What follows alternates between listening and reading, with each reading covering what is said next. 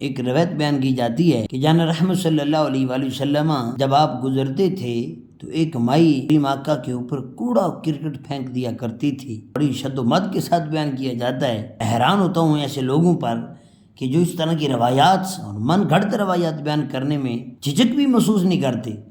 کریم آقا صلی اللہ علیہ وآلہ وسلم نے خود ارشاد فرمایا کہ جس نے میری طرف کسی ایسی بات کو منسوب کر دیا جو میں نے نہیں کہی، میرے کریم آقا نے فرمایا وہ اپنا ٹھکانہ جہنم میں بنا لے۔ حدیث طیبہ سماعت کریں، اپنے ایمان کو تازہ کیجیے۔ صحیح مسلم شریف کی حدیث طیبہ ہے۔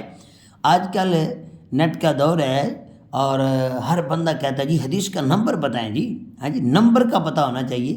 تو آئیے نمبر بھی سماعت فرما لیں۔ حدیث نمبر ہے 6043، یہ حدیث طیبہ کا نمبر ہے، مسلم شریف کی حدیث طیبہ ہے۔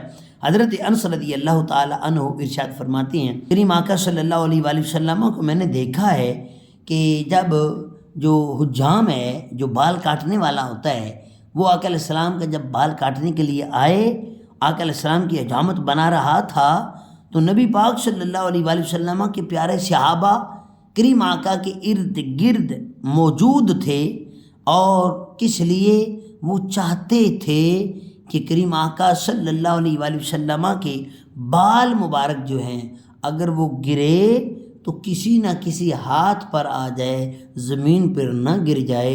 میں قربان جاؤں، وہ کریم آقا کے پیارے صحابہ جو کریم آقا کے جسم اطہر کے ساتھ لگنے والا ایک بال مبارک کو زمین پہ نہیں گرنے دیتے تھے، کیا وہ صحابہ وہ مائی کوڑا پھینکتی رہتی تھی اور وہ صحابہ دیکھتے رہتے تھے؟ اتنا کمزور ایمان ہو چکا ہے یار، من گھڑت روایات بیان کی جا رہی ہیں۔